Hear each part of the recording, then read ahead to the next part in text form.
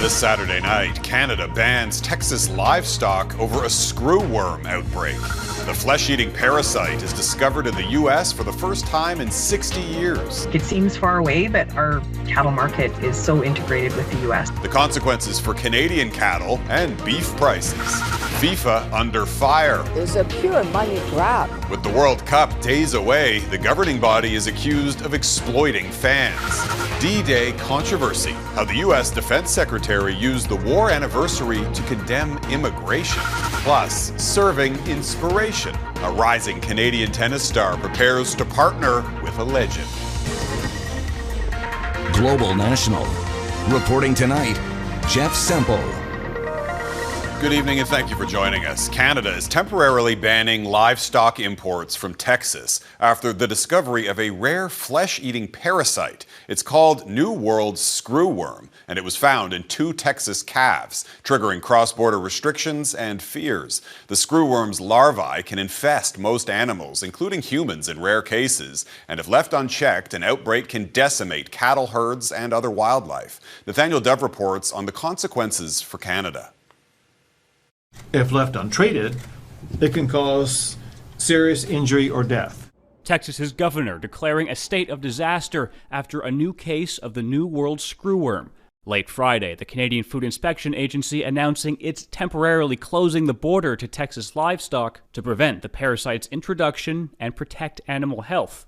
The screwworm fly lays its eggs in the open sores of animals. The fly's larvae eat the flesh of its host. Madam Secretary. Authorities stress they are prepared. I want everybody to know that there's a very well long-established prevention and cure for the spread of the New World screwworm. Scientists breed infertile male flies and release them to mate with females. She then will lay unfertilized eggs, and we can get rid of this fly very quickly. For the situation we currently have, we have sufficient flies to suppress it. The U.S. Department of Agriculture is breeding more flies. They knew the screwworm was coming. It's been advancing north through Mexico over the past year. The CFIA says the screwworm is not in Canada, and our colder climate is not hospitable for it long term. It seems far away, but our cattle market is so integrated with the U.S. Erin Murphy-Thompson is an Alberta rancher.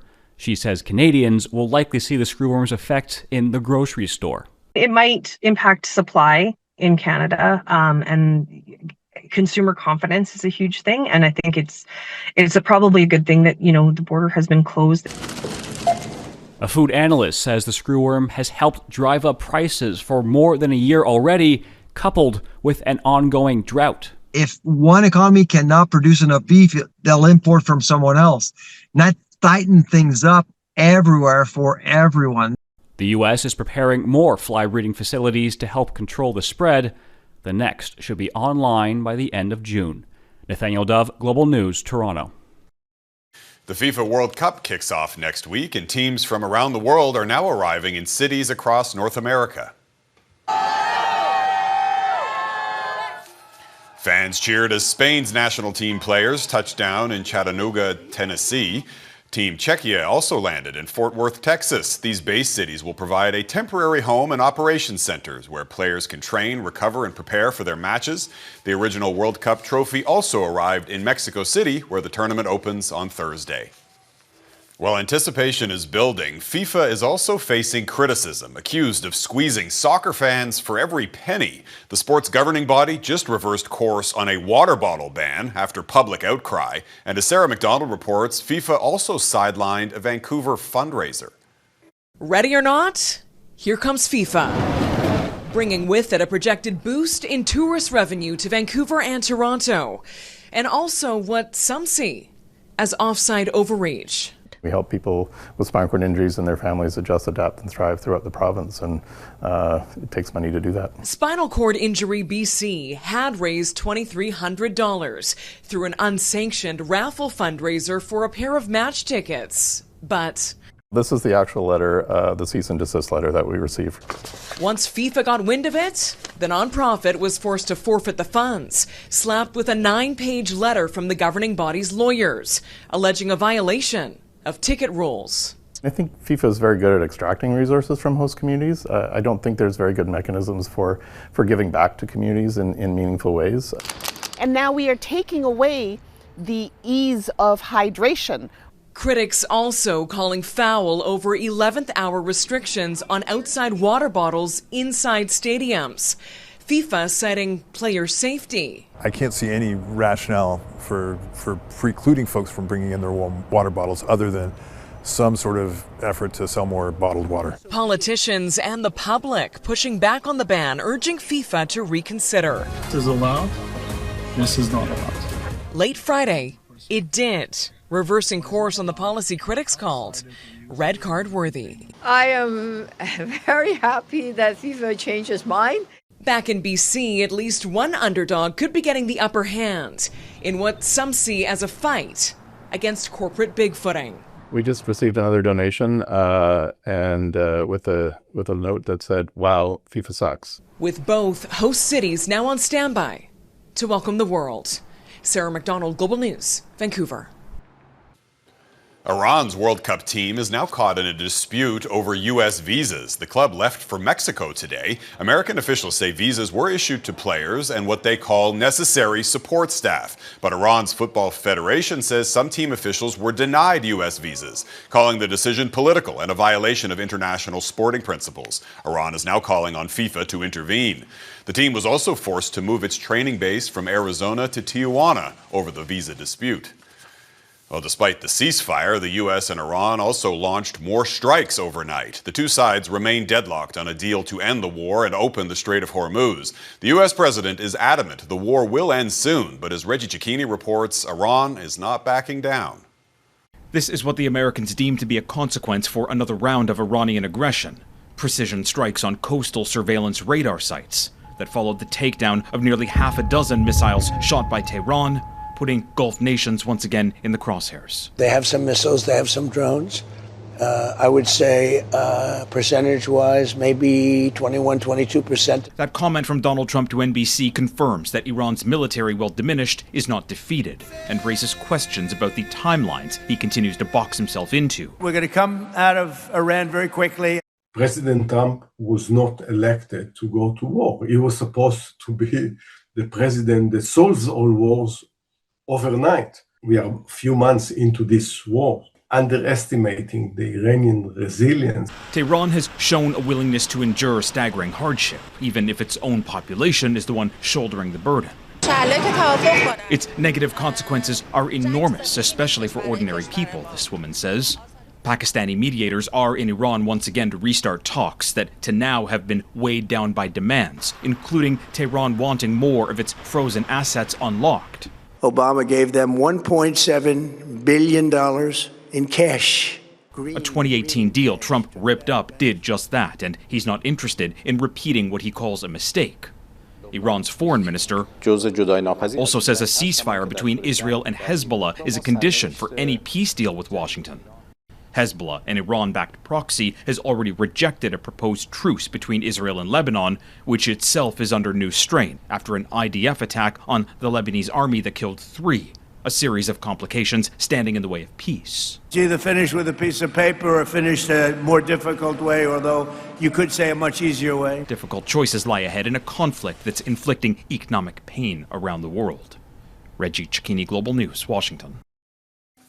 Palestinian officials say Israeli troops have killed a 7-month-old baby in the occupied West Bank. Soldiers fired at the family's vehicle south of Hebron on Friday night. The baby boy was killed and his parents were wounded. Israel's military claims they fired at a vehicle that was accelerating towards them. The Israeli military's initial inquiry confirmed that the victims in the car were uninvolved civilians. Russian officials say Ukraine launched an unprecedented attack on and around St. Petersburg as Russia's second-largest city hosted its annual economic forum.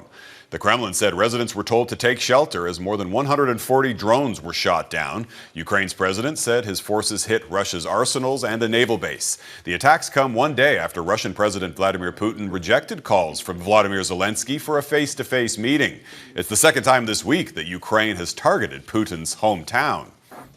The U.S. Defense Secretary was in France today to mark the 82nd anniversary of D-Day. And in a controversial speech, Pete Hegseth appeared to link Europe's wartime liberation with modern-day concerns over immigration. When will European capitals do something about that invasion? Or is it too late? I pray not, and I believe not. The men who fought. Speaking at the Normandy American Cemetery, Hegseth said European beaches are now being stormed by different dangerous ideologies. He went on to say that the freedoms won could be temporary if leaders don't fight to defend them. The ceremony commemorated the 1944 landings at Normandy, where Allied forces fought to liberate Western Europe from Nazi occupation. More than 350 Canadian troops were killed.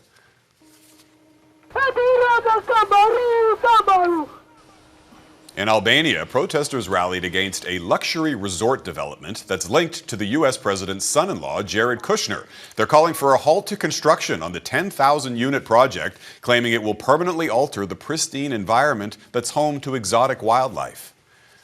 Albania's government says the development would be transformational to the former communist nation as it seeks to attract more tourists. Our Redmond Shannon reports from London. An unbelievable, beautiful 1,400-hectare private island in the middle of the Mediterranean. That voice is not part of a tourism ad, at least not yet. It's Ivanka Trump describing her and her husband Jared Kushner's billion-dollar tourism investment in Albania. We were on a friend's boat and we stopped for a swim. Effectively, that's how we found it. The nearby coastline, also slated for development, is home to protected species, including flamingos, seals and turtles. When construction equipment was seen on site last month, locals and conservationists confronted security teams. The pink mist, or flamingo revolution, as the protests have now been dubbed, have now descended on the capital Tirana too. Albania is not for sale. Albania belongs to the Albanian people, and we decide what we want to do here. Days of protests over the threat to nature and over how deals were made. And it's about the cultural and natural heritage of Albania, which is being negotiated in lobby tables, let's say, and without the transparency. Albania's Prime Minister is a champion of tourism development along its mostly unspoilt coast. He has suggested the unrest is being stoked from Greece or Iran. It's not only about environmentalists. This is about, first of all, a hybrid war. Enemies of the country. Edi Rama's government says the development will fully comply with environmental regulations. We have been the first to set the standards for the project to come, and we'll wait for the project. So there's nothing to worry. Rama says all investment deals were above board. Albania and the US have a close relationship. Albania is a founding member of the Trump administration's Board of Peace. Jared Kushner is on its executive board. Redmond Shannon Global News, London. Dead in the water. Coming up, how the shutdown of an American ocean initiative is causing ripple effects for Canadian climate researchers.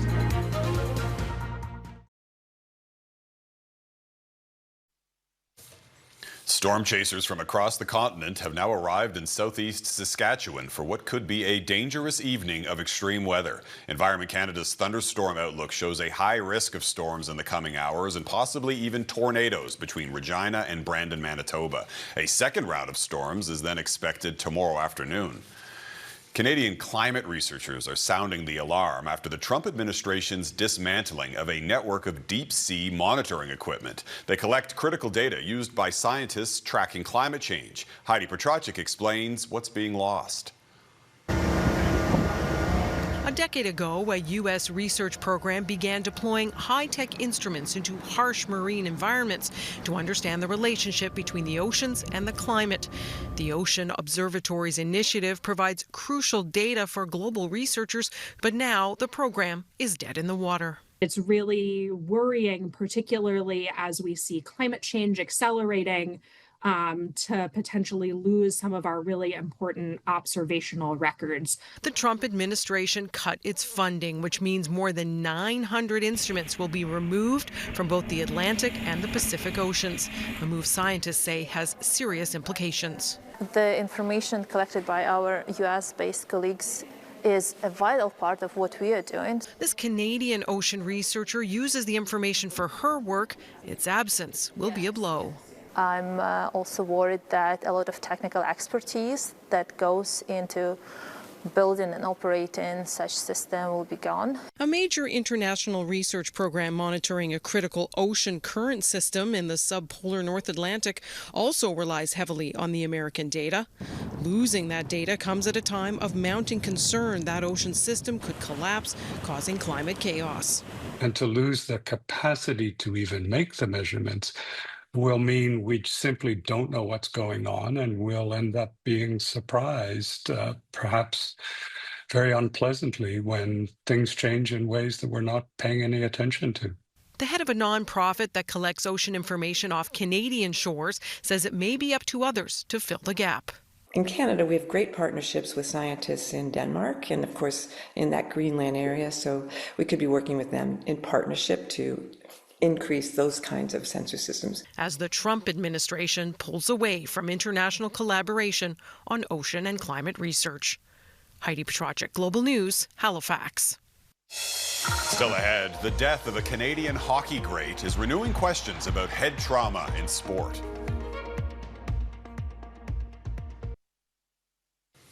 The sudden death of former Montreal Canadiens star Claude Lemieux is renewing focus on CTE, a degenerative brain disease linked to repeated head injuries. Lemieux died by suicide last week, and his family donated his brain to research. Dan Spector reports on how it could help our understanding of the devastating disease.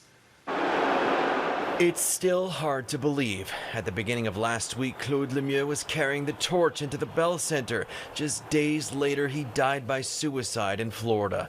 As his family deals with unspeakable grief, they've created hope that his death could help others. I was very appreciative that the Lemieux family chose to donate his brain, independent of how his life ended. Lemieux's family decided to donate his brain to Boston University's CTE Center in order to contribute to their research about the long-term effects of repeated brain injuries. Chris Nowinski is a former football player and WWE wrestler who retired because he had sustained too many concussions. So I was playing through them every time I got one until I couldn't anymore, until I did too much damage to my brain and have never quite been exactly the same.